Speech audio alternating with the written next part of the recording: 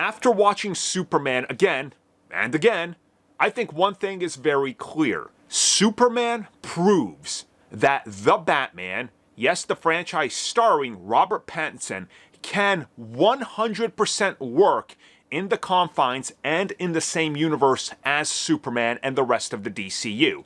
And I'm going to back this up by evidence by what James Gunn said.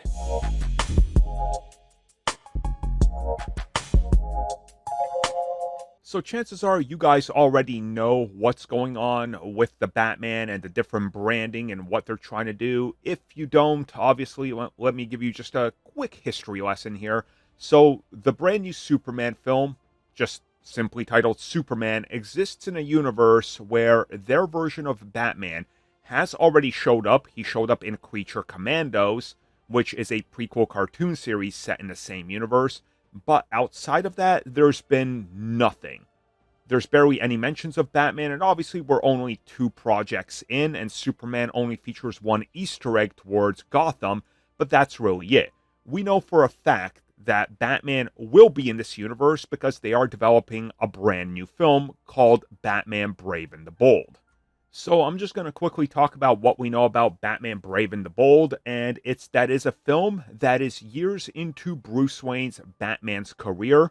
It's going to feature the rest of the Bat family, including the live-action film debut of Damian Wayne, the son of Talia al Ghul and Bruce Wayne, who ends up becoming Robin.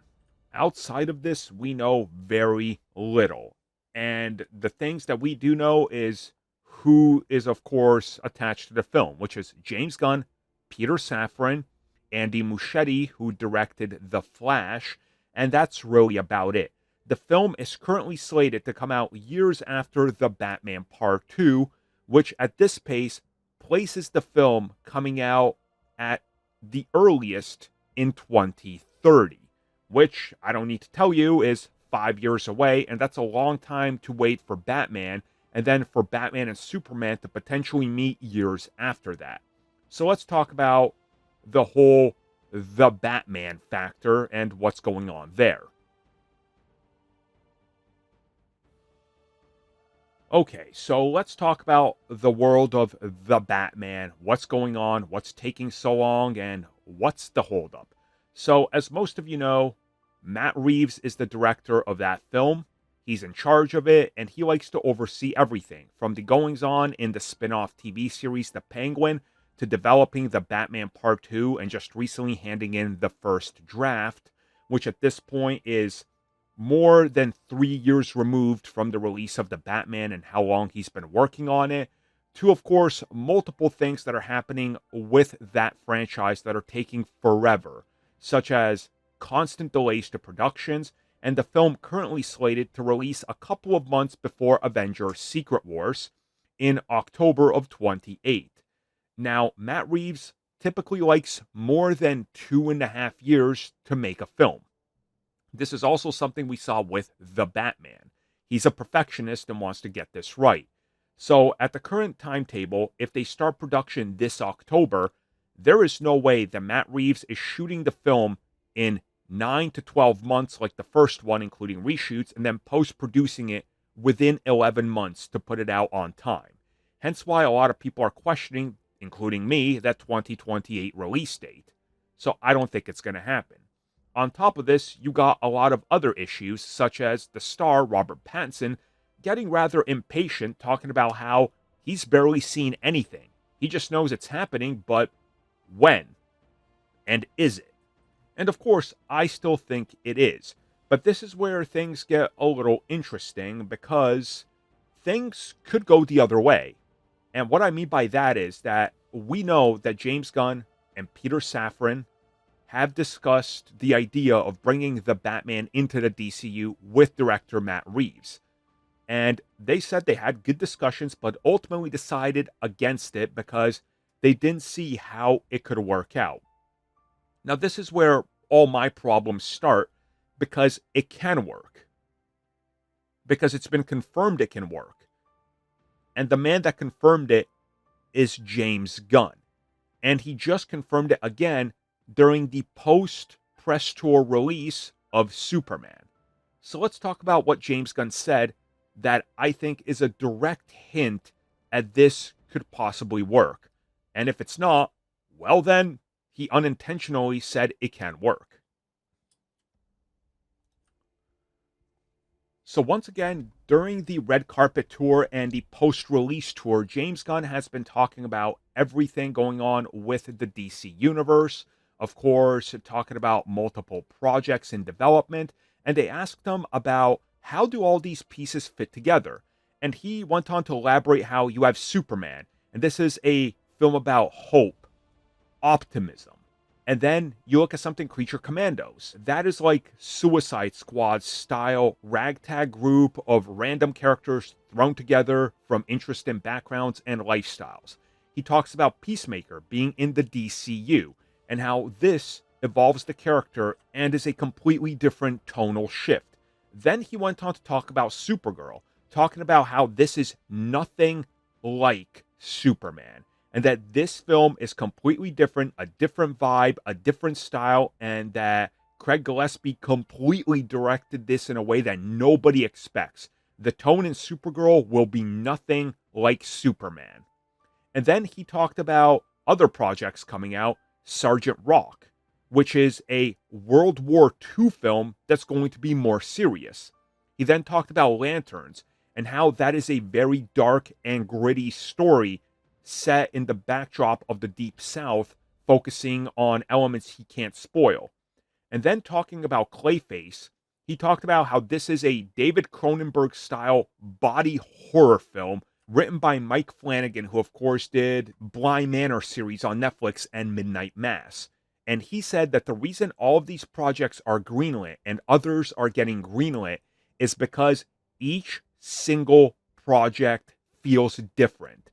And that the goal of every DC project going forward is to show you a different part of the universe, a different corner of the universe, and to further show you that all of these things can exist at the same time, but tonally, they don't all have to be the same.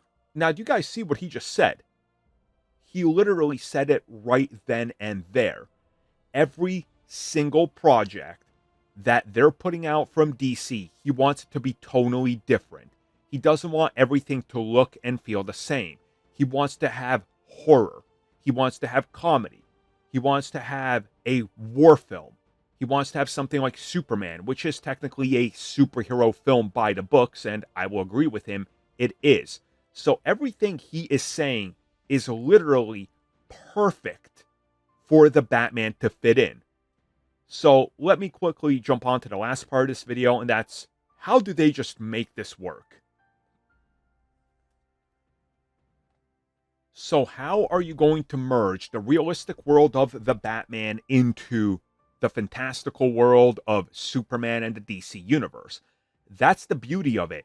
You just do it. Now, I made a longer video. It's like, what, 9, 10, 11 minutes? I can't even remember about how to do it. It will be the video that's one of the recommended ones that popped up. So I suggest you guys check that out for more of my thoughts on that, because I have a lot more time to obviously explain it. But how you make it work is by making it work. And a lot of people forget this, but back when Iron Man 1 came out, Robert Downey Jr. was doing the rounds, and after they announced that the Avengers was happening, after the huge success of the MCU right out the gate at the early days, Robert Downey Jr. was publicly quoted and in multiple interviews on TV and on late night shows talked about how he doesn't believe that this whole concept can work, because how do you put the Hulk next to Captain America, next to Thor, and then next to Iron Man and make it all work? And how did they do it? Talented writers and just asking you to believe that this exists. And didn't Superman just do that? Didn't Superman just literally do that? We use Superman as our POV. And during a scene of the film, they're literally fighting a kaiju. And then later on, a interdimensional imp in the sky. And people are just walking around like it's another Wednesday in Metropolis, because it's normal. It's just an everyday occurrence. Saying that Gotham is a neighboring city to what's going on in the DCU. And just by saying that it's a lawless city where there's not a whole lot of jurisdiction or overlook by the government because of so much else going on, and that maybe Gotham just kind of became a little independent hellhole. There's your in. And you just established that the Batman was the first along in this timeline, in this new universe. You don't really have to address the whole metahumans existing or anything, because guess what? They're not important to that story they told.